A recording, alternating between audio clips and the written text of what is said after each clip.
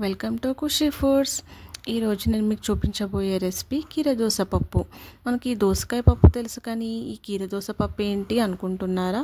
So ఈ కీరదోస పప్పు ఎలా చేయాలో ఈరోజు తెలుసుకుందామా?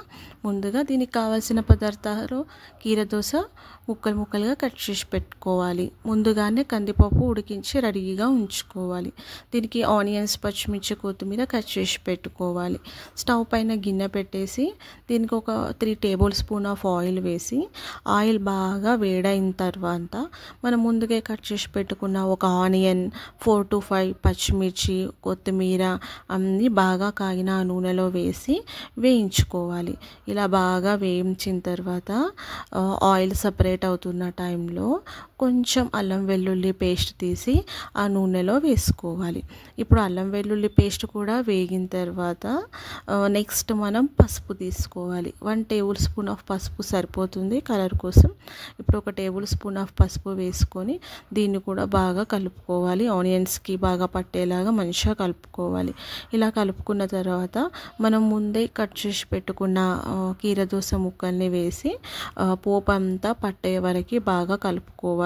ఒక 1/2 kg కీరదోస ముక్కల్ని నేను తీసుకున్నానండి. అవి నియర్ టు ఒక 4 to 5 ఉన్నవి చిన్న చిన్న కీరదోసలు.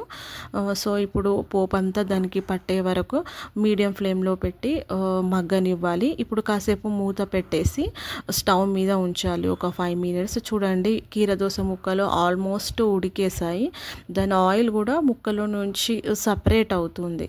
సో ఇప్పుడు మనకి 70% కీరదోస ముక్కలు కుక్ అయిపోయినట్టు ఈజీగా తెలుస్తుంది. ఇప్పుడు ఒక 1 టేబుల్ స్పూన్ ఆఫ్ ఉప్పు వేసి బాగా కలుపుకోవాలి. దీంట్లో లైట్గా ఒక 1/2 టేబుల్ స్పూన్ ఆఫ్ కారం సరిపోతుందండి. ఎందుకంటే పచ్చిమిర్చి మనం ఎక్కువ తీసుకున్నాం కదా, సో నేను ఎండుమిర్చి కారం అనేది కొంచెమే తీసుకుంటున్నాను, జస్ట్ టేస్ట్ కోసమని. సో ఇప్పుడు కారం, ఉప్పు బాగా కీరదోస ముక్కలకి పట్టడం కోసం కాసేపు మూత పెట్టేసి అలా వదిలేసాను. తర్వాత మనం ముందే ఉడికించి పెట్టుకున్న కందిపప్పు ఉంటుంది కదా, అది ఆ కీరదోస ముక్కల్లో వేసి బాగా కలుపుకున్నాను. చూడండి, వాటర్గా ఉంది పప్పు, ఎందుకంటే పల్చగా ఉడకబెట్టాను నేను. సో ఇప్పుడు మనకి పప్పు కొంచెం చిక్కగా కావడం కోసం మళ్ళీ మూత పెట్టేసి అలా ఒక 5 minutes ఉండనివ్వండి. చూడండి, ఇప్పుడు ఎంత చక్కగా ఉడికిందో, పప్పు కూడా దగ్గరికి వచ్చింది. ఇప్పుడు కాసేపు మనం మూత పెట్టి ఉడికించడం వల్ల ఆ కీరదోస ముక్కలకి పప్పు ఫ్లేవర్ కూడా చక్కగా పడుతుంది.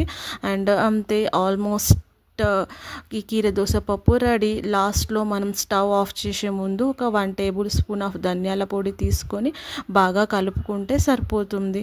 చూడండి ఎంత బాగుందో చూడడానికి కీరదోస పప్పు. ఇప్పుడు లాస్ట్లో మనం దీనికి పోపు పెట్టుకోవాలి.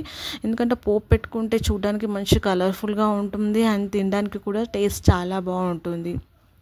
ఇప్పుడు పోపు కోసం ఒక 1 to 2 టేబుల్ స్పూన్ ఆఫ్ నూనె తీసుకొని దీంట్లోకి జీలకర్ర, ఆవాలు, ఒక 3 to 4 ఎండుమిర్చి నేను వేసుకున్నాను. అండ్ కరివేపాకు ఇవన్నీ వేసి పసుపు కూడా వేసుకుని మంచి చక్కగా పోపు పెట్టేసుకున్న తర్వాత మనం ముందే ప్రిపేర్ చేసి పెట్టుకున్నాం కదా కీరదోస పప్పు, దాంట్లో ఈ పోపు వేసేస్తే సరిపోతుంది. అంతే, ఎంతో టేస్టీగా ఉండే కీరదోస పప్పు రెడీ. ఎప్పుడైనా మనకి దోసకాయ తిన్న బోర్ కొట్టింది అనిపిస్తే ఇలా కీరదోస పప్పు కూడా ట్రై చేయండి. డెఫినెట్గా చాలా బాగుంటుంది. అండ్ ఉత్తగా కీరదోస తినడానికి కూడా నచ్చకపోతే ఇలా చేసి చూడండి, డెఫినెట్గా టేస్ట్ మాత్రం సూపర్గా ఉంటుంది. నార్మల్ దోసకాయ పప్పు కంటే ఈ కీరదోస పప్పు చాలా బాగుంటుంది. మీకు కనుక ఈ రెసిపీ నచ్చినట్టయితే డెఫినెట్గా ట్రై చేయండి ఒకసారి.